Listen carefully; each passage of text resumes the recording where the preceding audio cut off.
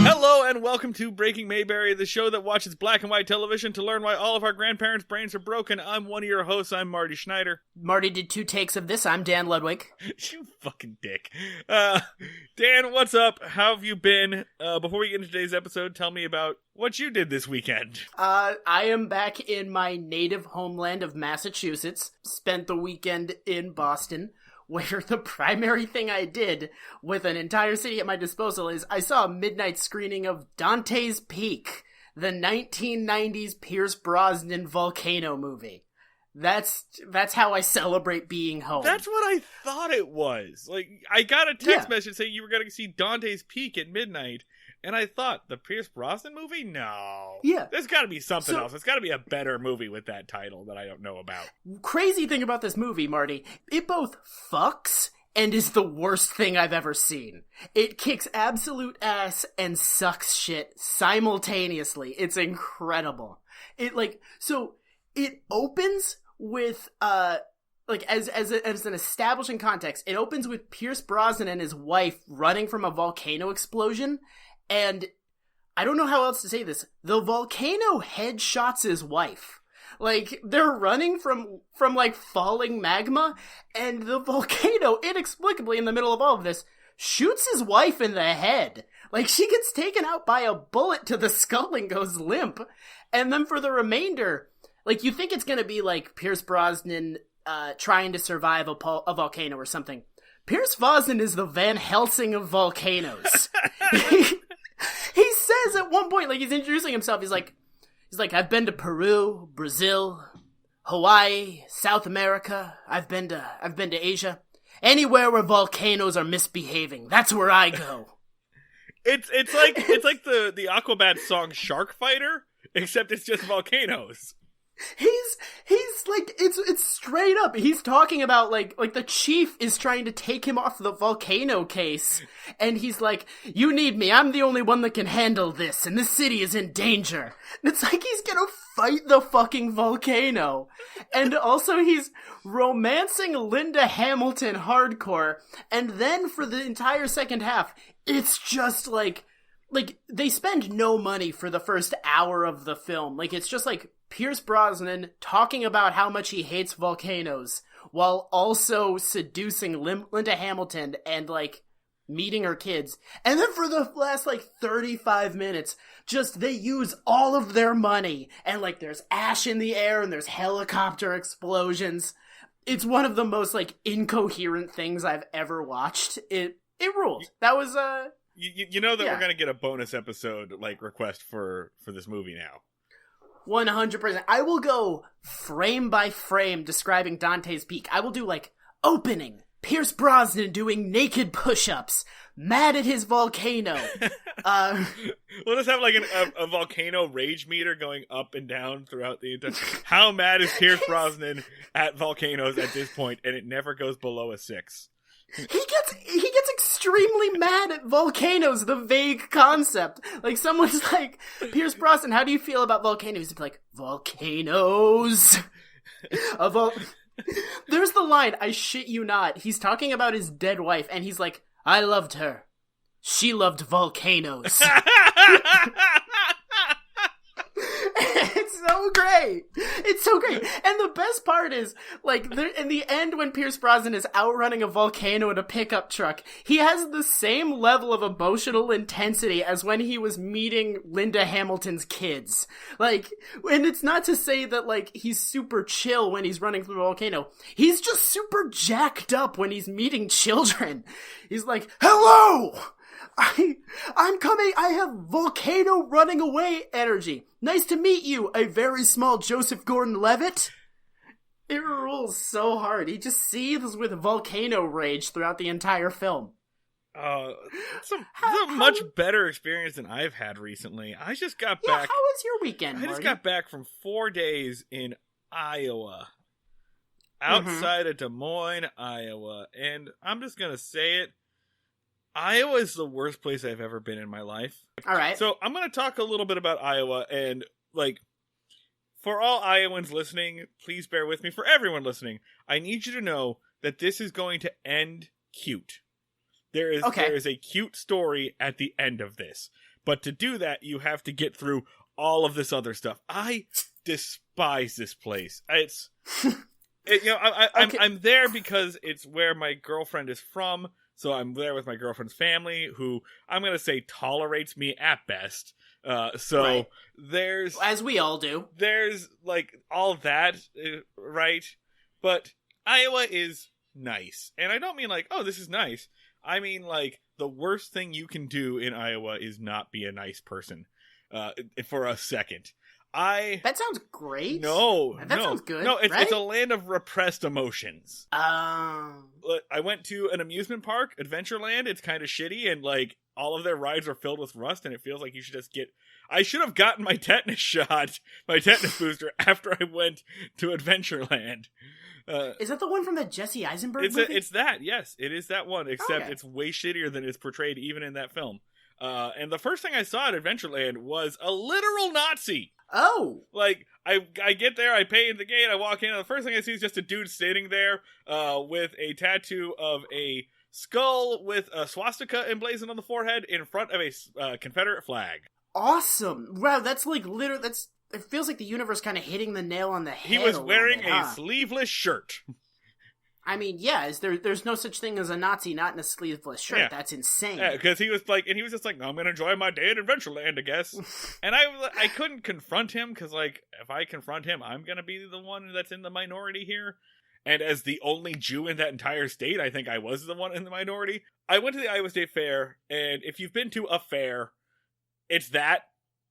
It's just bigger. It's like the biggest fair in the country. But that bigger doesn't make it any better. It's just more of a fair. And the things that you like about a fair are there, and the things you don't like about a fair are there. I've never been to a fair I didn't want the ability to escape from quickly if necessary. Oh, yeah. Like, I've never been at a fair and been like, I don't want to know where all the exits are. Yeah. That was kind of this deal. You know, I ate the Iowa Fair food like I was a fucking person running for president. I ate some cheese curds. I saw a turning point. Did you eat fried butter? I did not eat fried butter, but I did see the butter cow. Oh, okay. All right. There's a cow made of butter? Exactly, Daniel. Okay, because cool. Everything in this place is extremely literal. The butter cow is a statue of a cow made out of butter, made of frozen butter. And there's also other, like, statues around it. Every year they do a different theme. This year's was Sesame Street and public television. So I'm just looking at, like, giant big bird made of butter. Oh, great. And the butter cow... this is so depressing. Is exactly that. I looked at it. I thought it would be a little bigger. They claim that it's the size of an actual cow, but I've seen live cows. As a matter of fact, I was looking at a live cow immediately before I saw the butter cow because I was at a fair. It's about 3/4 scale of an actual cow, and it's just... Yeah. It's a cow made of butter. There's a pretty famous, like, Ted Cruz tweet, not the porn tweet, but there's a pretty famous Ted Cruz tweet where, like, Ted Cruz is standing in front of the butter cow, like, wow, a whole cow made of butter. My girls love butter. My daughter's first word was butter. And the energy... Got shitty kids. The energy of that tweet just ruminates off of this fucking cow. And that's it. Like, but Iowans love this cow. Iowans are all about this cow and this fair and this thing you gotta see. And I guess that would be a cool thing if you had never seen any cool thing in the entire world ever. That is it's like their little Sebastian from Parks and Rec, yes! but worse! Yes, it's exactly little Sebastian. And I was the Adam Scott going, it's just a cow made of butter. That's exactly it. Okay, but here's something wholesome that we need to talk about, and that is baby goats in costumes. Okay. All right. This is the wholesome payoff of your deep Iowa hate? Yeah. So the one part of the Iowa State Fair that I really did love was I looked at the schedule and we saw that there was a goat costume contest as one of the, like, exhibits like the 4-H kids were doing. And I went and saw it. Right. And it was as adorable as you expect. There was a baby goat dressed up as a bee, and his his little child, who was like 6 or 7, was dressed as a beekeeper. It was adorable. Mm-hmm. But there are 2 kids in particular that I want to pay attention to.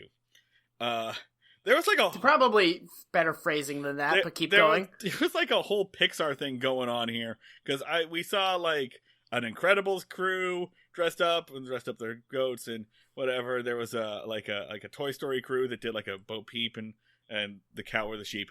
But this particular crew, these 2 kids, came out and they had their goat. They put a like cardboard house all around and attached a bunch of balloons to this goat. So the goat was the house from Up. And that's actually pretty fucking great. It was really funny. Oh, it gets better. And these 2 kids, one of them was dressed as Carl Fredricksen, who's just had an old man like mask old man wig and glasses, and was like slumped over. And the other kid was in a Boy Scout uniform. These kids were probably like 10 or 11, I will say. Mm-hmm. And it was 2. I think they were sisters. And our host, who is just like some big dude in jorts, comes up and is like, "Hey, all right, what are you gonna be?" And these kids did not break character for a damn second. The Carl Fredricksen kid just yells at him, "No! Get off my lawn!" He's just yelling at the host, and the host does not know what to do with this, so he hands the mic to the other kid, who takes out their junior wilderness guide and reads verbatim from the guide, "Good afternoon. My name is Russell. I am a wilderness scout guy." And they do this bit 5 times, and it never stops being funny. The kids are going to be all right. I love these kids, but here's the thing. So they had the other thing that was nice about watching this is at the end of the line, there was a shitty kid and his stupid shitty brother who were dressed as golf version Trump and golf caddy Trump, and the goat was the wall. They put the wall on the goat. Oh, no. And I saw these kids, and I was like, I'm not having fun with these goats anymore. But then we got to the part, and to the host's credit, the host did not, like, buy into this. He kind of made fun of them and kind of, like, mocked how shitty they were. This kid, though, did such an amazing Donald Trump. He acted like such a little shithead. And I couldn't tell after a certain point, like, are you making fun of the guy? Did your parents just discover how good you are at being a fucking prick and put you up to... What is going on with this weird, shitty performance art? How much shit was there for these kids to do? Like, it wasn't just like, come up, here's my goat. Like, they have to do, like, competitions? Was this fucking American Idol? No, the kids just chose to do this. That's the thing.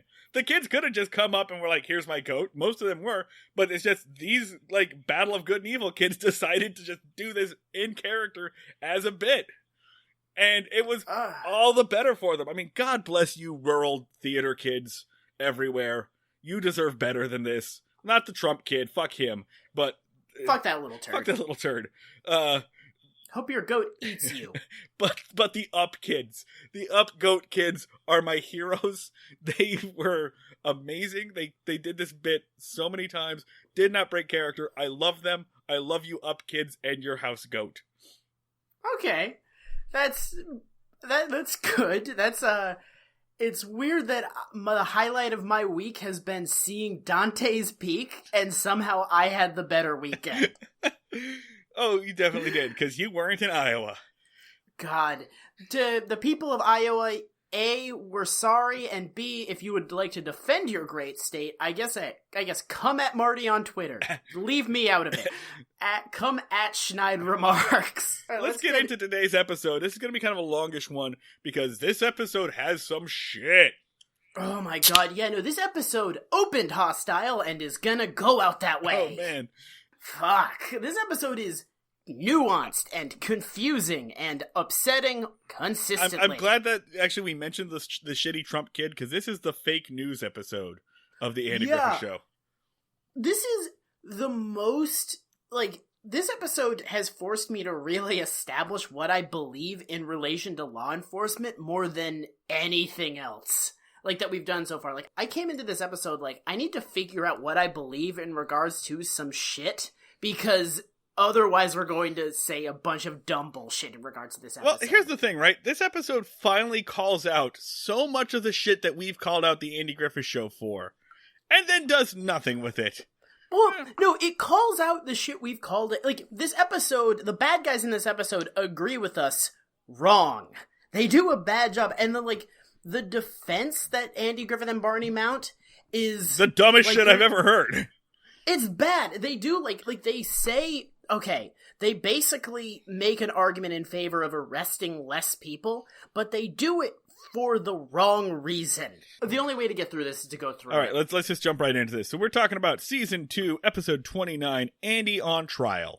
Originally airs April 23rd, 1962, written by Jack Ellenson and Charles Stewart, and directed by big fan of the butter cow, Bob Sweeney. Sat on his testicles and blamed it on the pants, Bob Sweeney.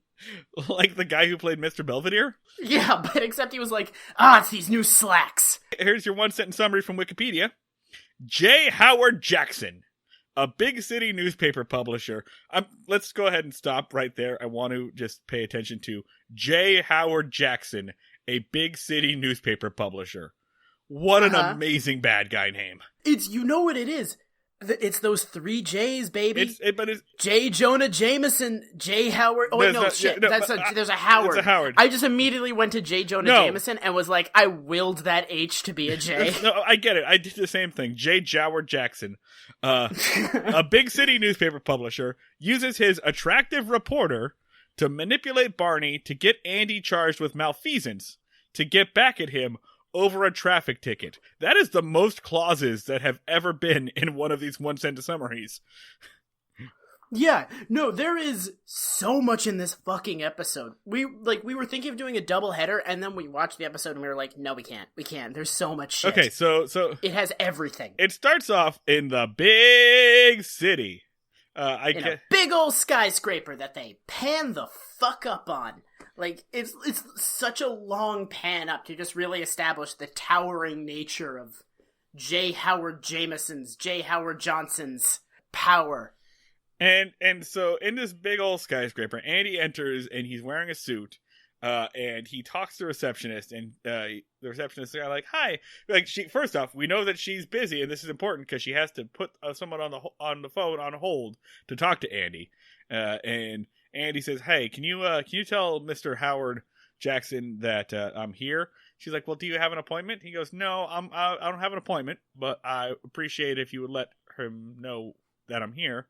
She asks the reception a question. She dials in, says, "Hi, Mr. Jackson. There's an Andy Taylor here." And she asks him, "What is this about?" And he says, "Well, I'm here to arrest him." Yeah, but he's really nice. He's like polite about it. It's kind of a good scene because he's very mild mannered and he's like, "Oh, I'm just here to arrest him." And she her eyes bug out, and then Mr. Howard comes out, and he's like this big. How would you describe him? He's just sort of like picture a bad rich guy, like mustache. Not very much hair, heavy, not necessarily fat, but heavy, second chin, stuffed into a suit. Yeah, just sort of stuffed into a suit, and he's just like, "Harumph, I'm J. Howard Johnson. I'm bad." Right. Basically, the story is that Johnson was driving through Mayberry. He was speeding. He told Andy that he couldn't stop because he was late for a meeting, so Andy let him go on the condition that he would come back to stand trial, and that was last Wednesday, and he never came back. Yeah, so he's basically grabbing him on a failure to appear charge. He's basically the bounty hunting this, and so he enters the office. Jay Howard is like, "Come on in, come on, boy, we can work this out." Apparently, he's Foghorn Leghorn. Yeah, no, that's exactly what he sounds like. He's more like He sounds like Stan from Frisky Dingo, if anyone's seen that show. Like, he always talks like this. Or more he sounds kind of like Sam the Eagle, actually. Yeah. So, and he's just kind of like, "All right, well, I'll settle this up right now." He gets out his checkbook. Yeah, his whole thing is like, I'll give you however much money you want, just I don't want to fucking deal with this. He probably could have gotten away with it, except he does say he shit talks Mayberry. In fact, he says the magic words. That pisses Andy the fuck off. The magic words, chicken thieves. Oh, I figure you got your hands full running down chicken thieves and curfew breakers. This is the second time they've used that. It's he like... gets so mad about the chicken thieves. It's like his trigger word that turns him into the Incredible Hulk. Like, where he's just like, oh, I'm going to become extremely rigid from here on out. Yeah, like that's the symbol, I guess. Yeah, so basically he wants to just, like, pay it in person, and he's like, no, you gotta come to Mayberry, and you have to sit through a trial. Johnson tries to bribe Andy. And Andy's like, oh, you better not be trying to bribe me. You better be reaching for a comb right now, because I get real pissed when people try to bribe me. So, yeah, and then basically he arrests him. So, up until this point, show's great, right? Like... Yeah, we're still with this, and Jay Howard is like, get my lawyer, I'm going to Mayberry. Yeah, they're like, I'm on board with the Andy Griffith Show so far. Like, one, bad guy is a shitty fucking, like, rich guy who thinks he can buy his way out of everything. Great. Right. Andy refuses a bribe. Awesome. It's like, it's Andy versus rich guy. I'm on board. So we get to the jail, and Andy's sitting back in his chair, and he's got the sign in front of him that says sheriff. And he says, well, I guess we can get started. Court is now in session. And he flips the sign over to say justice of the peace. We haven't seen this gag in a while. Yeah, no, I thought they figured out that this was very alarming. And then they're like, no, it's back. Which, like, the second he did that, Jameson should have been like, okay, well... There's my fucking leverage, because you just did a prop comedy version of corruption. Yeah, like, he and his lawyer just glance at each other like, "Wah!" Instead, they should have been like, all right, this is a kangaroo court. Fuck you. We're leaving.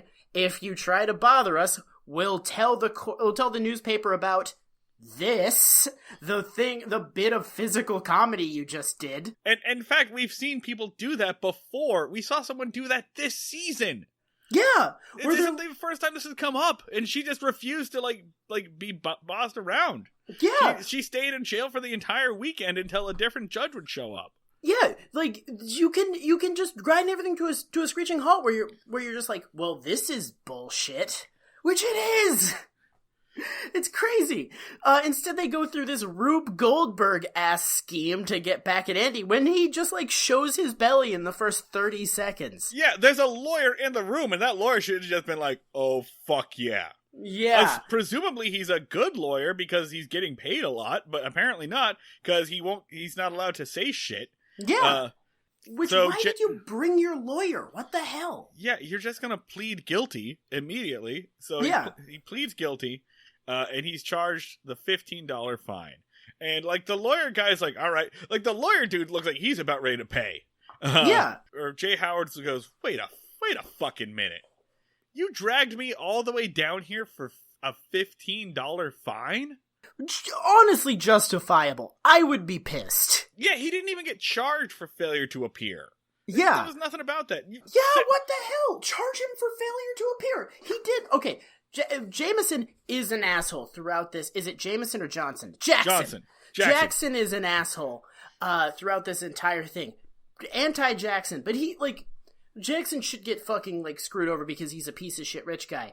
But also, like, yeah, no, he did skip a court date because he thinks he's too important to go to the court date. Charge him for that. What are you doing just giving him a $15 fine and minorly inconveniencing him? Yeah, you could have mailed that to him. You could have billed his office if you weren't going to charge him for the thing that you arrested him for. Yeah, you're not wasting his time. You're wasting your own.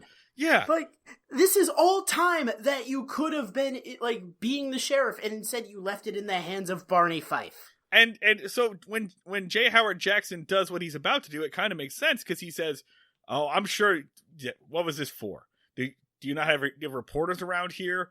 Because you brought in the big city publisher. Are you going for a re-election campaign? What the fuck is your deal here? Like, what was your plan here? To just get publicity? And of course that pisses Andy off. So he kind of storms out. He's like, I'm going to get you. Someone's going to put you in your place. Yeah. basically, it's like his whole thing is like, all right, you're flexing on me. It's really weird that you have to have an ulterior motive to do it. And Andy's just like, no, I just did this to do it. Which, I'm still pretty... so much worse! Yeah, it's like, I get it. I'm pro, like, making people do this bullshit. But also, yeah, you should have charged the guy more. You should have charged him for not appearing in court. Because that's the kind of shit that would get a poor person thrown in jail forever. It's just, if you were gonna go through the trouble of doing that, fucking do it. Yeah, just go for it. If you're gonna fuck with a rich person, fuck with them. Don't just minorly inconvenience them because this happens. He should have put the guy in fucking jail. We get back to the big city. Now we're in Jackson's office. His journalist, whose name is Jean Boswell. Yeah. He calls her Jeannie. Everyone calls her Jeannie. Okay, so Jeannie Boswell enters. And he kind of asks, hello, are you in a nosy mood? This is basically the thesis statement of the episode. This is where the episode goes from being like, fuck yeah, Andy, fuck up that rich guy, to being like, oh no, this is a different thing. This is a very bad thing. Like this feels like it was written as propaganda. Yeah, so this is a very anti-journalist episode, essentially. Extremely anti-journalist. This is like, journalists are the devil. Basically, so this has the line where he says, I want you to investigate Andy Griffith and find out how he's bad. And he says, I want anything that can be twisted into an article. I want to pulverize him. And she says, well, most small-town sheriffs are notoriously honest. They're like shining knights. And he's like, well, then I want you to find the cracks in his armor. And you know who's well known for being honest and ethical? Small-town southern sheriffs in the 60s. It is it feels like political propaganda. It is it feels almost like you're watching something from a Dinesh D'Souza movie where it feels like there's a bunch of scientists in a room and they're like, oh, this is how we're going to fabricate global warming to defeat Donald Trump. But don't you know that Donald Trump is an honest genius? Well, if we all lie about the scientific consensus, we can falsify this. It feels insane.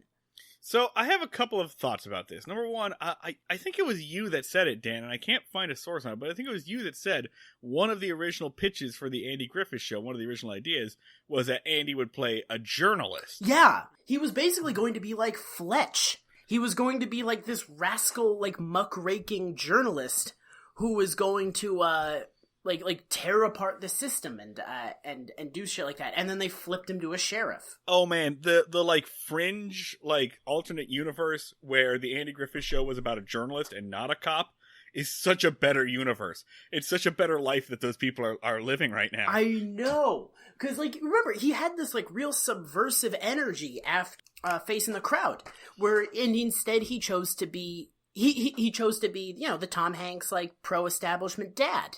Well, not necessarily like a watered down version of it. He chose to choose this weird middle path of pro and anti-establishment simultaneously. So, and I wonder, right? So this is not the first time we've seen a journalist come to town. It's not the first time we've seen a female journalist come to town. The writers of this show, Jack Ellenson and Charles Stewart especially, do not seem to have a high opinion of journalists, and they really do not have a high opinion of female journalists. No. And I wonder if that stems from the blacklist. In Hollywood, during that period of time, probably the most famous journalist that these guys would know about and want to avoid like the fucking plague would be like Hedda Hopper, who was, a gossip columnist who was always looking for people to basically rat out and send to the fucking HUAC committee. And she was huge. She was well known for hanging around studios trying to poke her nose into shit, kind of like this woman, and would, and her name was well known. And there were other gossip columnists, because that was basically the only job a woman could have in a newspaper office if they were writing at all. And it really had a negative impact on a lot of writers at the time. So I wonder, this is just me speculating, I wonder if those ideas spin their way into the way that journalists, and especially women journalists, female journalists, are portrayed on this show.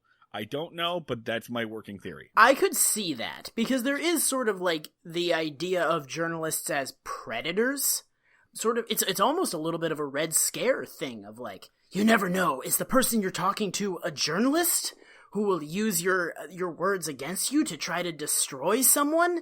You have to be on constant guard against journalists.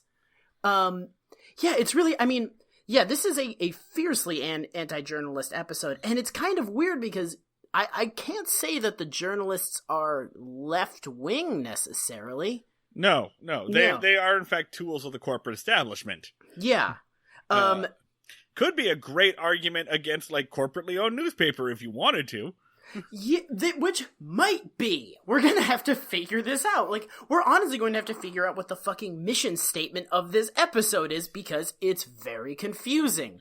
It's kind of a Rorschach test where you can kind of, you could sort of see this episode as really left-leaning or really right-leaning, depending on if you want to. And before you, like, accuse us of overthinking this, Dad, before you get in on that, this episode is not a typical Andy Griffith Show episode. This is one of their more dramatic. In fact, this episode becomes a courtroom drama with no laugh track at all for like the last 10 minutes of it. So this is one of their like big heartfelt episodes. Yeah, this is basically the Andy Griffith Show summarizing its entire relationship with the law. Like, we've talked a lot about the Andy Griffith Show's relationship with the law, not usually in glowing terms, and this is basically the Andy Griffith Show justifying that. The next scene are after Jay Howard has contracted the woman that works for him to go and spy on Andy. She goes to Mayberry. Mm-hmm. So Barney's getting out of his squad car, and Jeannie waves him down. Mm-hmm. They're both there. They're both there. Yeah. And they both see her, and Barney just like immediately gets, I mean, there's no really other way to put this. Barney immediately gets horny, and is like, I'll handle this. And just like sort of strolls over to her. Another chance to cheat on my long-term girlfriend. We also have to talk about the cheating on the long-term girlfriend, because this is the episode where that dynamic is the most stark and out in the open. Right. Because Thelma Lou is in this episode. Most episodes where Barney is trying to cheat on Thelma Lou, they do not mention her by name. I think they kind of try to create a thing of like, oh, for this episode, Thelma Lou doesn't exist, and Barney is single. Just forget about Thelma Lou. And in this one, they're like, oh yeah, Thelma Lou exists, she is Barney's girlfriend, and also Barney wants to cheat on her. Right, yeah, they make that pretty clear. So Barney goes over and he talks to this girl, who poses, she's doing like a never been kissed, basically. She's posing as a college student, not a high school student like a never been kissed, but she's saying, I'm a college gal who's in town. Can you tell me what's a good hotel for a girl alone? And Barney's just like, well, you got that one, and it's the only hotel we got. Will you interview me for my college thesis? I mean, it's a very porno opening. It really is. Like, she's doing like a basically paint by numbers seduction. She's just like, I'm just a poor, vulnerable, naive woman, and I don't know where anything in the town is. Can you teach me things, big, strong man? It's honestly, she's kind of phoning in this seduction a little bit. I mean, wouldn't you be? Yeah, basically. She's just like, I'm dumb. Teach me. And he's like, I am rock hard. I could chip marble right now. Let's also go ahead and figure, like, if she's playing a college student, she's like 21, 22. She looks like 35. She does look like 30. I looked it up, and the actress would have actually been 26 at this point. Oh, which I feel found like a dick now. No, dude. I had the same thought, and I think it was just like kind of in vogue for women to wear makeup that made them actually look older at this point. That was kind of a style choice. I had the same thought. But yeah, no, Please don't cancel us. She's still playing 21, 22, and Barney's like, ain't nothing wrong with that. Yeah, no, it's extra. This whole dynamic is like within this political thing. There's a super creepy dynamic of Barney trying to bang a college student. I have a little note here, like for his behavior, that just says, "Quit touching her arm." So she's like, I want to interview you guys for the college thesis, and Barney's like, you're going to interview me for the college thesis. Does she say what her thesis is about? Is it like small town law enforcement or something like that? It's like the administration of law enforcement efforts. And he's like, well, I'm a part of the administration, so you should interview me.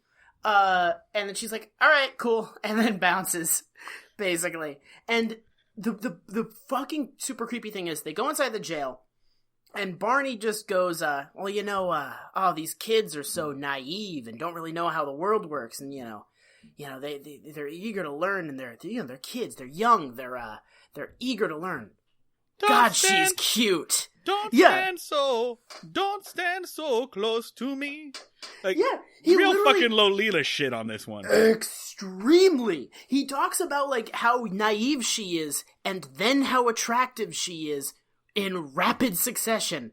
And Andy is just like, oh yeah, it's the cause of education is a noble endeavor, especially when the cause is pretty cute. But he's not like saying that as like, I agree. He's sort of saying it in a way of like, you're a fucking creep. Like Andy is genuinely teasing Barney for being into what he thinks is a child. Lolita, light of my life, fire of my loins, Lolita, my sin, my soul, the tip of the tongue, Andy, taking a trip of 3 steps down the palate to tap at 3 on the teeth. Yeah, I can do it too, Erotic Don Knotts. We don't need you. Yeah, you're redundant now.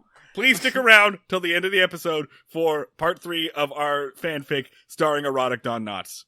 Also, sorry if hearing the sound of Don Knotts saying the opening from Lolita caused your genitals to cease functioning. We totally understand, and you can bill us for the medical expenses. Some things shut down from you saying that. Oh God. Imagine that movie starring Don Knotts. Imagine that. That would have like leveled cities. So they're talking about him being horny for a child, and then Jeannie, Ms. Boswell, enters. And Barney, basically what happens after that is Barney gives her a tour. And then the tour sucks. And then the tour is over. Yeah. Barney's like, there are jail cells. These are our guns. This is some stuff. And then he's like emasculated by how little he has to show her, right? There is a very good shot that I really like, and I'll probably like take a screenshot of it. And that's the shot where Barney is by the gun rack, and he starts like talking. And the way that it's positioned, Barney is in the foreground, and he's looking kind of off to the left, and he's bragging about how big things are gonna get. How they're gonna get like, yeah, I chose those words intentionally. I know, it's such a... about how big it's gonna get, how there's gonna be expansion, and there's gonna be like a gym and extra ward of cells. And in the background, like in like the back, like bottom right corner, is Andy, who is just like slowly turning his head and just laughing his ass off and just staring at him. It's a very good shot, just well done all around. Barney is... You can't really come up with a more over-the-plate metaphor than the fact that Barney is emasculated because a woman is unimpressed by his gun rack. It's dead on. Yeah, it's like, he just shows her the gun. He's like, these are the guns. And she's like, oh, cool. And he's like, I need to do literally anything to reassert my value as a man. Anything. Literally anything. So That's how I felt in all of Iowa. I was the girl being led around by my arm going, huh. Okay. Yeah. Do you feel like you emasculated Iowa? I do. Yeah, so they go to the cafe where Barney proceeds to do anything to assert his masculinity. She basically does the magic phrase where she says that Barney seems more like the sheriff than Andy because he wears the regulation uniform and his shoes aren't dirty. And Barney sees his in. Yeah, so just like the last episode we talked about, Barney's like, oh, well, I can exploit Andy's weakness for my gain. And he basically starts talking a mess of shit. He says that if he were in charge, he would be stricter about certain things.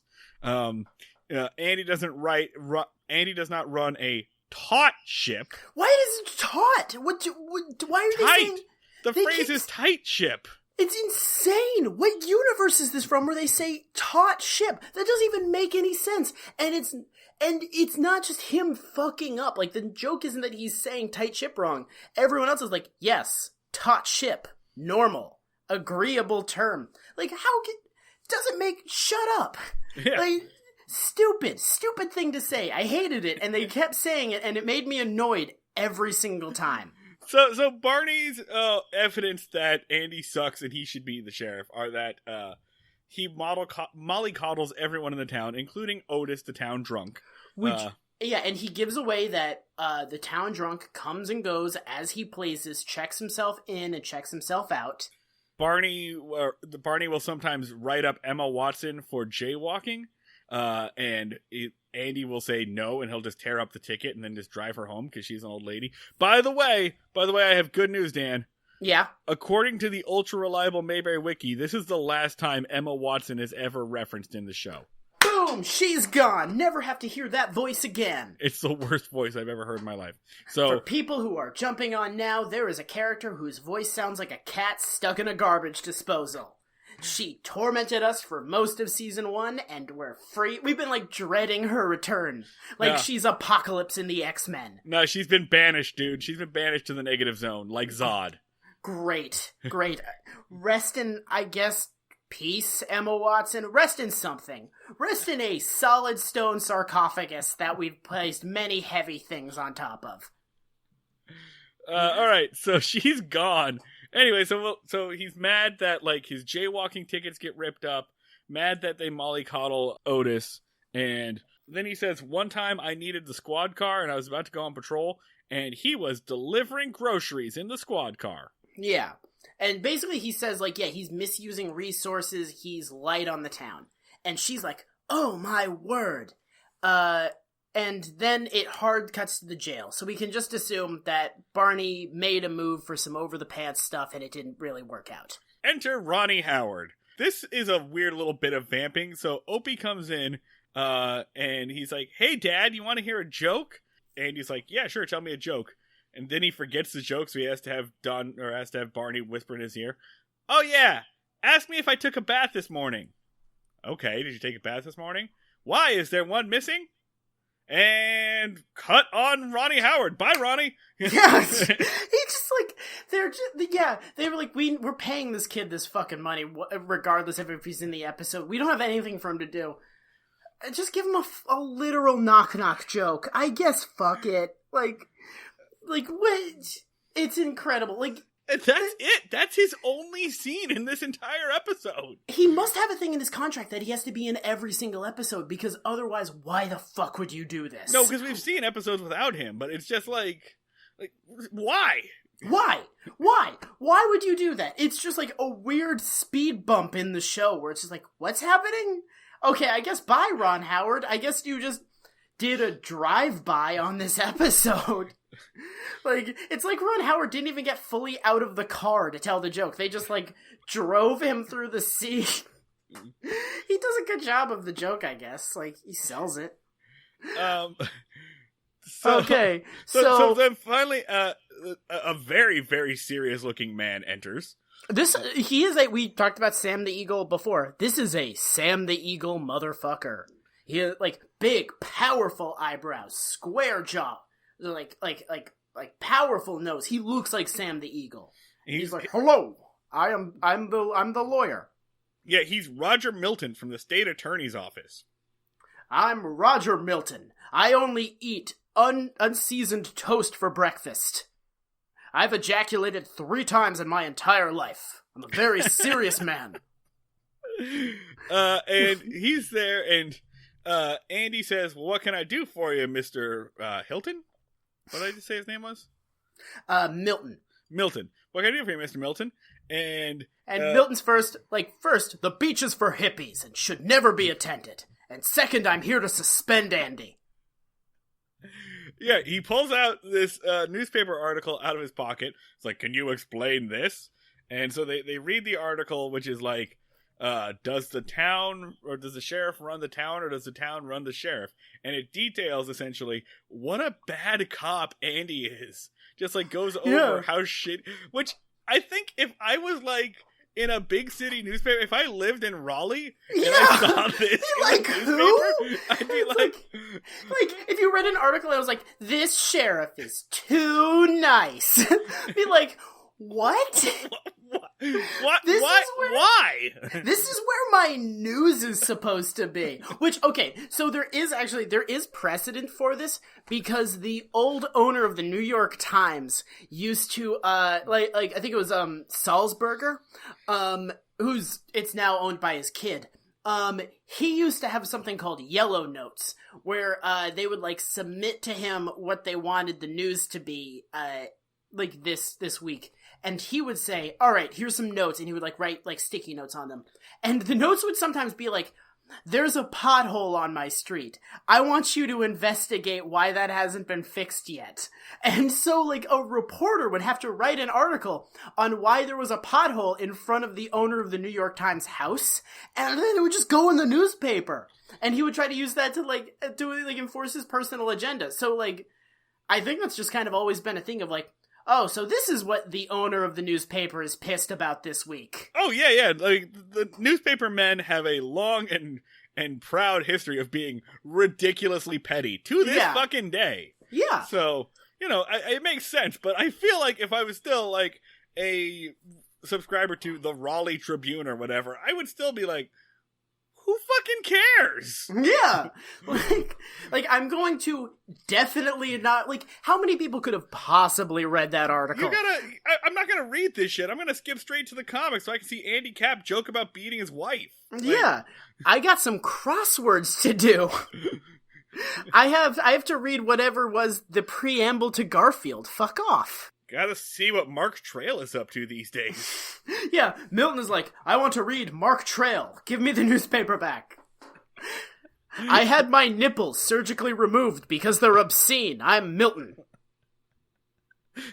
By the way, I'm glad we did this because I haven't gotten to talk about newspaper comics in a while. So yeah, check that off of your Breaking Mayberry bingo card.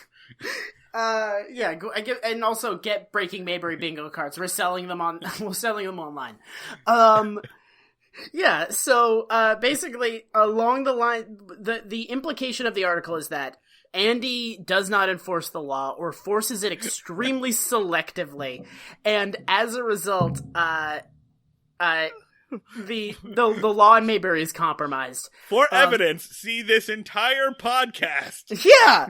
No, okay, so basically, well, let's take a beat, because right now, we are on Milton's side. Am I wrong? 100% with Milton. Yeah, 100% on his side on this one. This is everything we've ever talked about.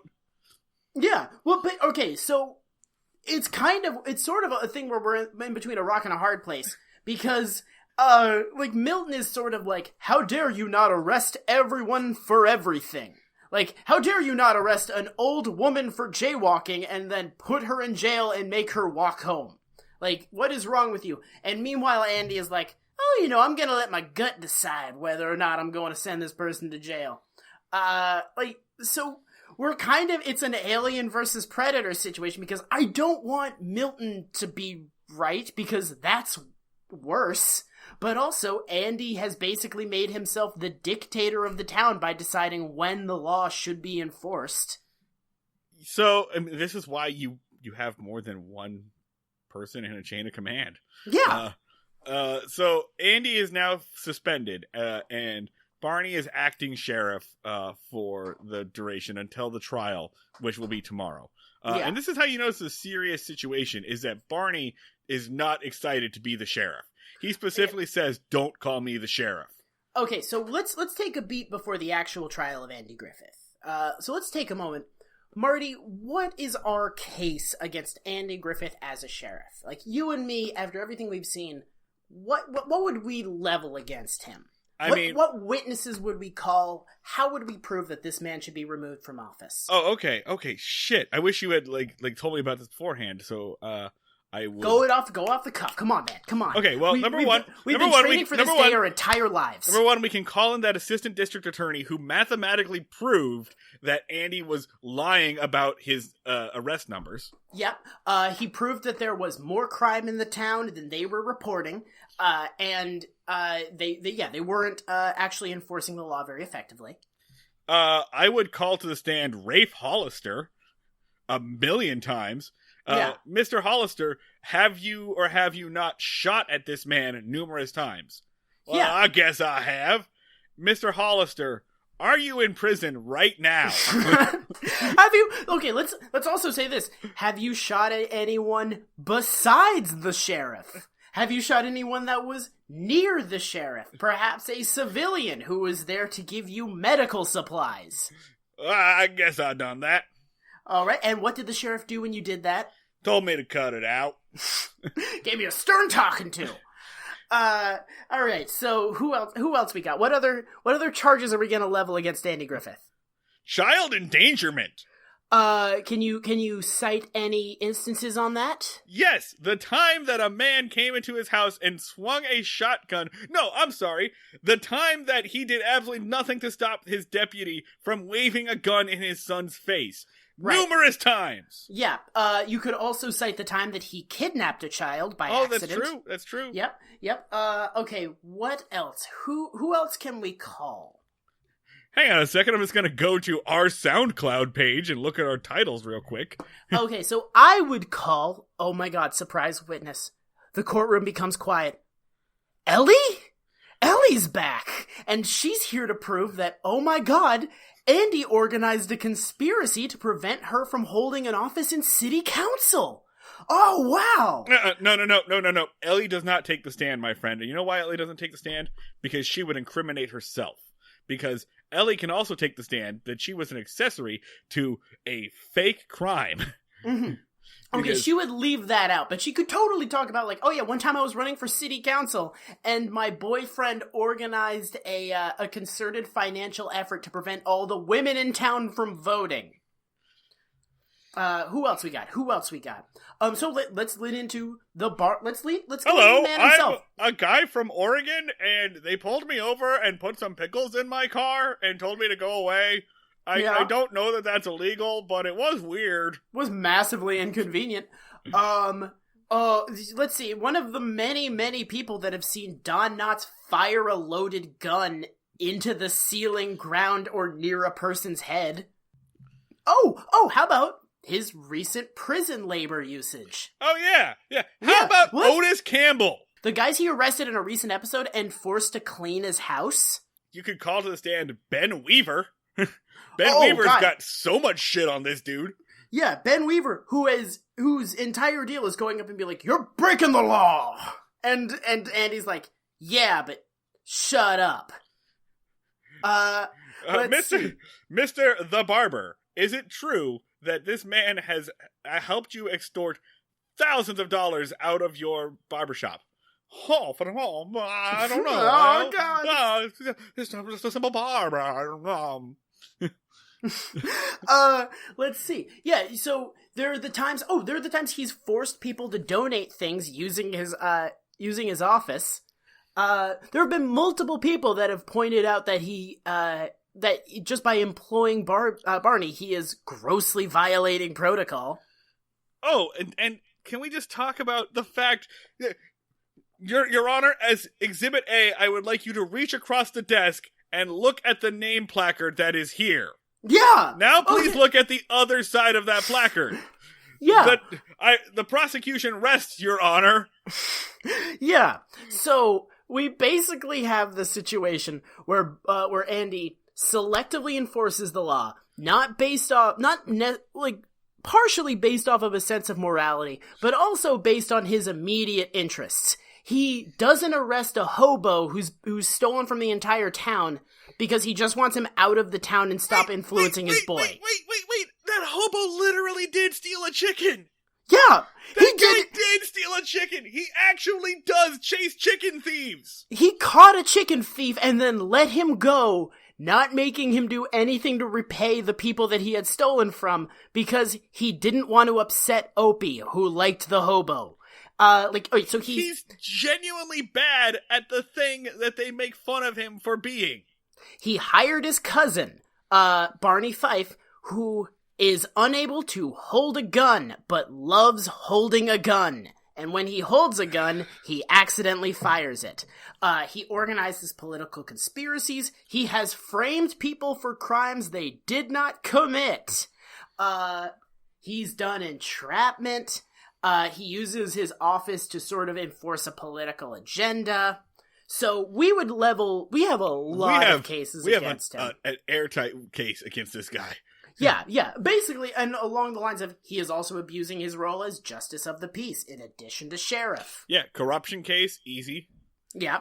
Okay. I would call to the stand the lawyer from earlier in this episode who saw that. Who saw that? Like, hey, get over here. Do you see that thing happen? Yeah. But instead, what happens, Dan? Okay, so their big move is that, the prosecuting attorney, Milton, who has only eaten a diet of saltine crackers since he was 13 years old. He ate a piece of candy once, and he feels shame to this day. He did not care for it. Did not care for it. He found it too sweet. Mr. Werthers, you can keep your originals.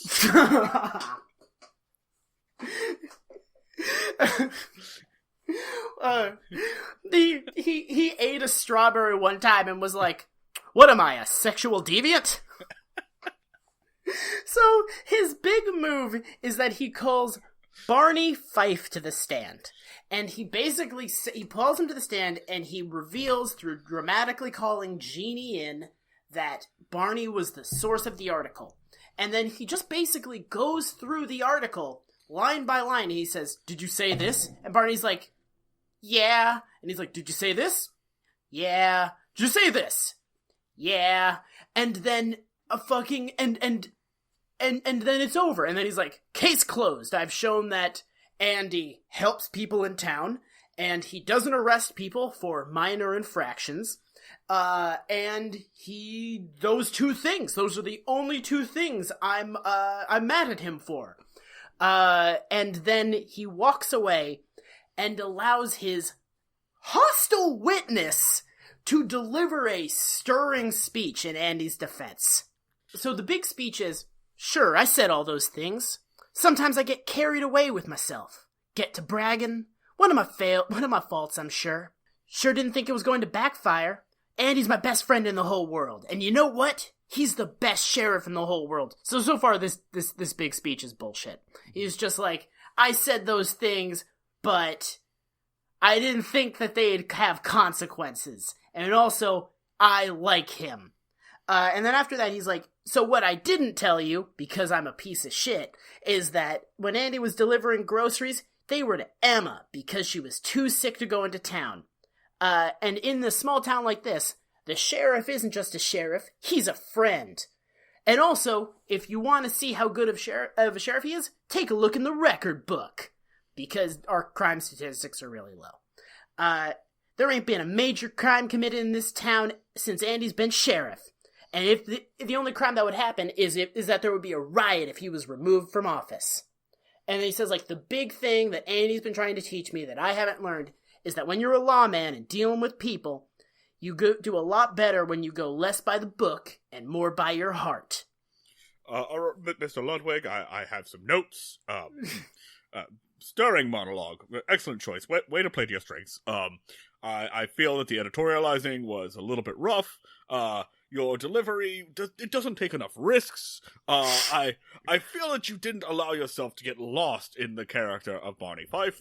I think that you could do better. I thank you for attending this acting class. That's clearly the bit that I'm doing. I think just go further. Just go into the story, Daniel. You can do this, Daniel.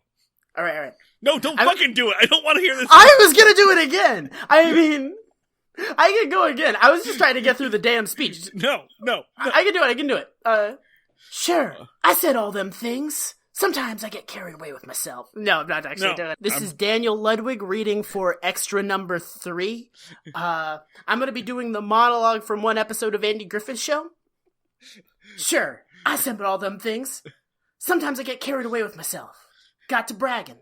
One of my faults. Thank you. Okay, alright. I'm represented by Lewis and Lewis talents. And so ends our only attempt at improv. Hope you guys liked it, because it's never happening again. Never doing that again. Okay. So here's the thing, right? I have a note. I have a fucking note here. No. The whole fucking thing, the whole conclusion that Barney draws is that, yeah, sure, Andy bends the rules all the time and just kind of treats his town willy-nilly. But he's good at it, and he's nice about it. And, yeah, sometimes in a small town, you should not go by the book, and you should go by the heart. Okay, Barney, but this whole fucking thing started because Andy refused to bend the rules for this other guy. Yeah!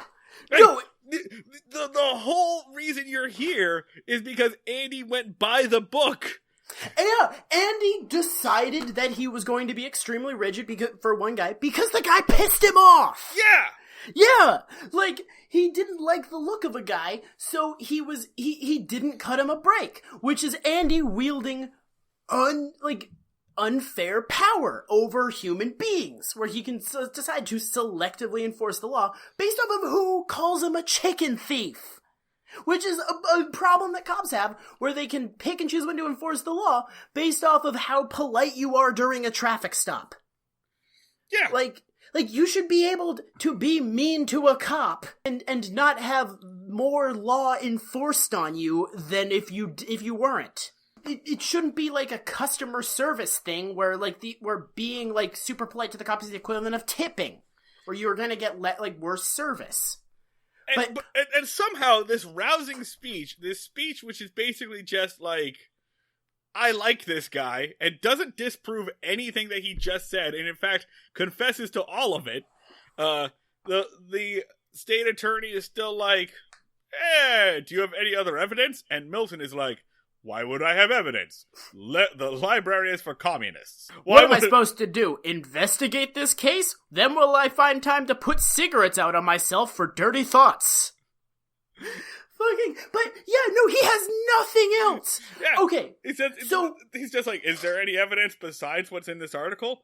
And Milton's like, no.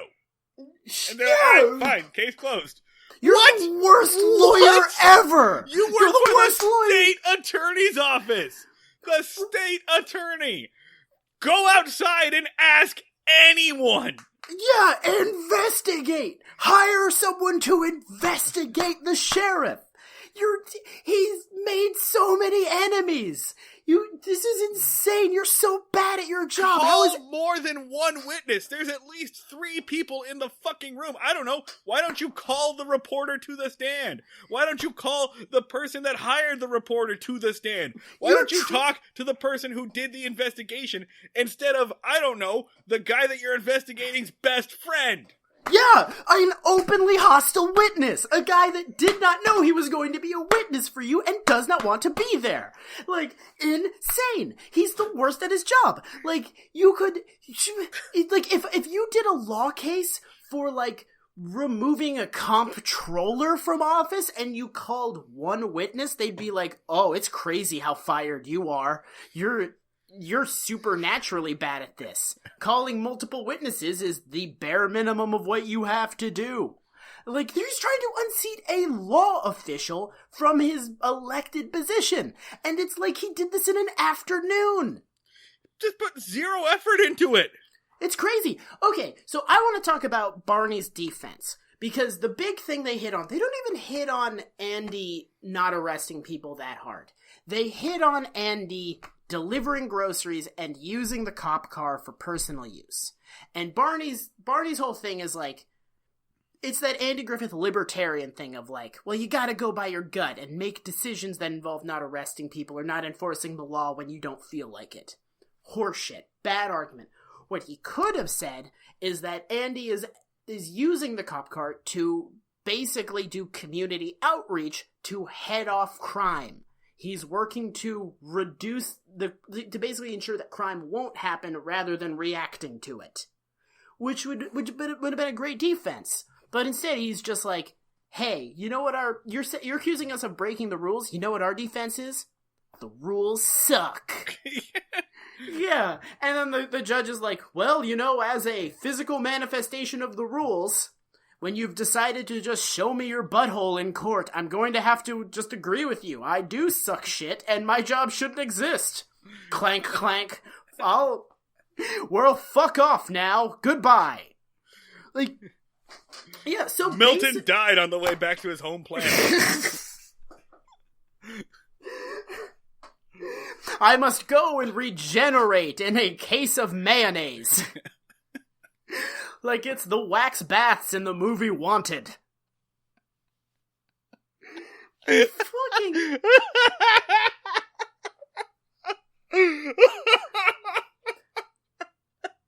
Fucking so stupid. Like, you could... It's literally... It's kind of that thing the Andy Griffith Show does, where it, like... It discusses a problem wrong. I was so frustrated with everybody because I was like, both sides are stupid and wrong. And I hate both, and then their arguments against each other are stupid and wrong. Like, it sucks so bad. You okay, buddy? You got me with that mayonnaise one. Fucking a little known fact about Marty, people. He fucking loves an allusion to the James McAvoy movie Wanted. Yeah, alright. So yeah, they suck shit. Everyone in this courtroom sucks shit. It's just, everything about this is just a complete waste of everyone's time. Which the judge is like, hey, Andy, sorry we wasted your fucking time. And it's like, you did all of this. You drove down here, and you guys are going to, like, go literally 10 minutes. Yeah, is gas free? Yeah! In North Carolina? What the fuck? And literally, they're like, someone should have, like, the reporter could have just gone like, hey, by the way, his deputy's a fucking moron who gave me up very important information because he was horny. Let's maybe tug that thread for 30 seconds. His deputy, by the way, told me where cop cars are on a regular basis. And also that it's easy to break the law here. He probably would have let me hold a gun if I had asked. Yeah. If I'd let him feel me up, he would have let me pistol whip an 8-year-old. Like, maybe check that out? I don't know. I'm just spitballing here.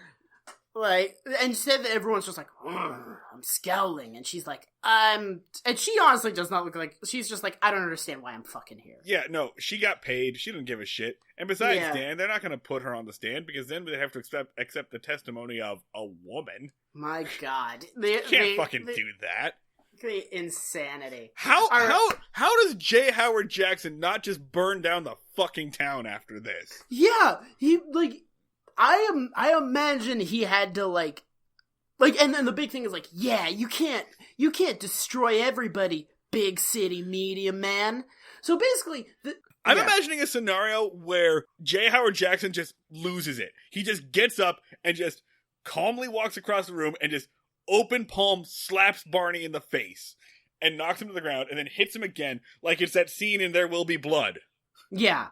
Okay, so there's so much here. So, alright, let's just do the stinger real quick and then we can talk about our feelings.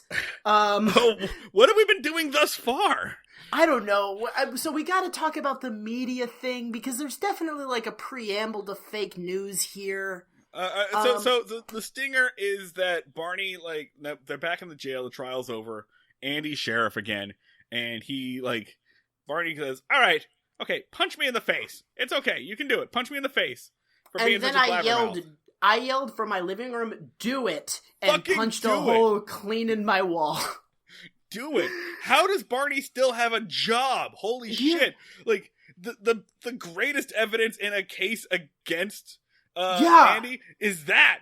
Can the state fucking appeal now? What? Yeah, and it's like, and Andy should just be like, so how much do you talk shit on me when I'm not in the room? Because that was a stranger who was writing a report, like, in her cover story. Right, she was writing about us. Even though she didn't know that she was a journalist, he knew that they were going to write a fucking paper. Yeah, so, like, she was going to turn in her term paper how how Andy Griffith is a big dumb shithead, and why Barney Fife's dick is awesome. Like, that was like that's what he was, the thing he was trying to do. Like, and Andy should be like, yeah, man, I guess you say that you're my best friend, but also you're constantly trying to undermine me to make yourself feel better. Yeah, at what point has Barney been a good friend to Andy? I guess you're supposed to take that last little monologue that Barney gave as evidence that they're friends, but that was getting out of a situation that was entirely Barney's fault. Yeah. So in short, Andy should punch him, and then Barney just basically says, like, yeah, if I ever get carried away like that again, punch me in the nose. And Andy's like, yeah, sure, man. And then the phone rings. Thelma Lou calls. Thelma Lou exists in this episode. Yep, Thelma Lou is canon in this episode. So this is an episode where Barney got Andy into trouble by trying to cheat on his girlfriend that loves him very much. So it's crazy because, like, I don't think I've ever seen a TV show where there is a primary character that I am supposed to like who is cheating on his girlfriend, and it's fine. Like, right? Ever. I can't think of a single example. Zach Morris. I never watched Saved by the Bell. That's okay. There's an entire series called Zach Morris is Trash, just dedicated to investigating this, so. Awesome. That sounds like a great show that you guys should put on after this. I don't know. But it's crazy. So he starts bragging to his girlfriend about how great he did at giving Milton the runaround. He kicked his ass in court and saved Andy's bacon. And then Andy puts Barney's hat in front of his face and pinches his nose, which it was deeply unsatisfying. Yeah. Yeah. So we didn't really talk about the media thing, which I think we should figure out real quick. It's because they kind of drop it, right? Yeah. Once we get to the trial, it's no longer about this journalist, which, look, I don't know a whole lot about journalism, but I got a feeling that journalists are not allowed to just fucking lie to you about who they are. No, they have to tell you that they're a journalist and that the conversation is on the record if Right. they're going to quote you in an article. They are very explicitly not allowed to do this thing, but they make it seem like, yeah, they are, and that journalists are psychopaths. And, I mean, so they basically have the scene where two journalists sit in a room and say, "Mwahahaha," and then nothing else for, like, 10 minutes, where they just, like, do bellowing Dr. Evil laughter. And then they move on to other shit, but it really feels like something that was inserted in, where they're just like, hey, do a bit about how journalists are the fucking devil. Yeah, it's actually kind of weird because it feels like you could have set, like, this entire point of this episode was the trial of Andy Griffith. And it feels like there's a million fucking ways you could have done that, as we just demonstrated. But they set up this journalist angle for no reason, essentially. And it's the first 15 minutes of the episode. And it definitely, like, it's sort of, I think this was a seed of the fake news thing, because, like, when Republicans started saying that the media could not be trusted and was evil and liberal and enforcing a political agenda, that, like, went off like wildfire. Like, that did not require a lot of work to sell. And I think this shit is kind of why, where, like, people grew up seeing the media as being like, oh, yeah, they're just all, like, people who are, like, Mr. Jackson, who want to just, like, crush small-town sheriffs who are godly saints. Like, also, they established that there is no such thing as a bad small-town sheriff, which is crazy. And be like, well, everyone knows, including us, the devil, that small-town sheriffs are perfect, pure angel beings. It's so frustrating because, like, you should be able to criticize, like, yeah, it's a bad idea for, like, corporate publishers to own newspapers. That's a terrible fucking idea. Yeah. You should be able to criticize that.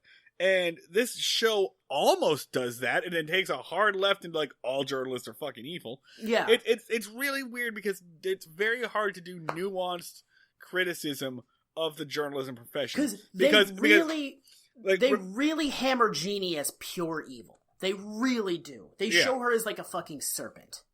We're still like 15 years apart from Woodward and Bernstein. Right now, journalists aren't really heroes. Yeah. And we go through a period of time in the 70s and 80s where like we're making movies about journalists now because they took down the president. It's really this is a very pre-Watergate episode, which is amazing. Extremely.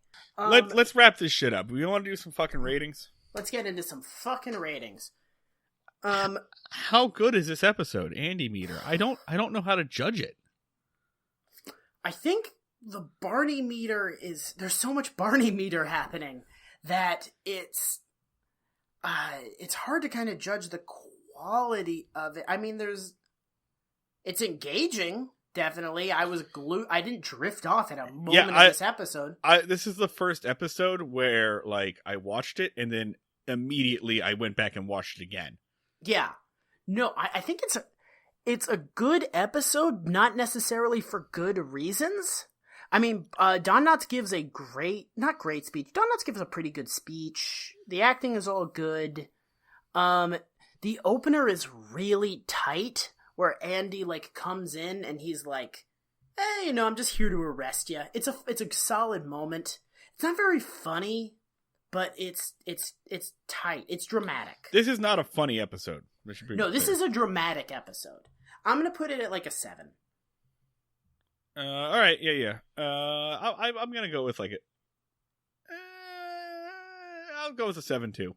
We always agree. We're so suggestible. Let's do fucking my Barney meeting. I feel like I have to put it at a 9 just because there's so much stuff that like stacks up. This 9 is actually three threes sitting on top of each other. Yeah. In a trench coat. Like, so you know what it is that this is for anybody other than anybody that hasn't been following along the show so far, this is a 4. Nothing really bad happens in this episode. This is only a bad episode if you've seen the things that we've seen. 'Cause it is the most, you have to have all the knowledge of all the horrible shit that Andy has done. Because none of the actual horrible shit he's done is in this episode. Right. And so I think if you just go by this episode, it's a 5 because it demonizes the media. But for the perspective of you and me who have seen all this shit, I'm going to give it a 9. Yeah. Yeah. So that's it. Pair of 9s. All right. So that's it. We're good. This was a fucking rough one, folks, for us. If you want to like correct us, my heart rate is up right now. I'm sweating. Remember, you can get us on the internet. On Twitter, we are at Break Mayberry. Facebook.com/Breaking Mayberry. Breaking Mayberry on Instagram. On Twitter, I am at Schneid Remarks. That's SCHNEID Remarks. I'm at the Luds. 2 of those D's. And the music you heard earlier, that was Max Ludwig. The music you're about to hear is Brothers Rye with Off-Season Blues. Make sure to listen to the end of the music to hear episode 3 of our audio play, Barney's Day Off, written by Patreon subscribers Jack Royce and Not Your Guts, and starring Erotic Don Knotts. That's such a weird sentence that I've said you keep so many times. You made the decision to make a thing where you have to say Erotic Don Knotts on a regular basis. You have no one to blame for this but yourself. And that's it. Good night, everyone. Good night. Good night and good luck. We'll see you all at the fishing hole. Y'all come back now.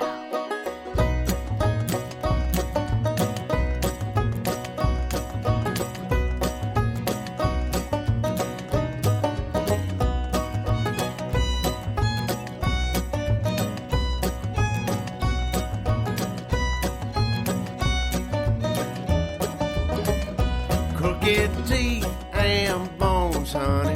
Time's took its toll. Give it one more chance, darling, before we get too old. Season's over. This town's drunk dry. Pull the shades on the windows. Ain't no shame in hiding. They won't know the wicked toll. Leaves falling on my shoes. Plywood on the window. Them off-season blues.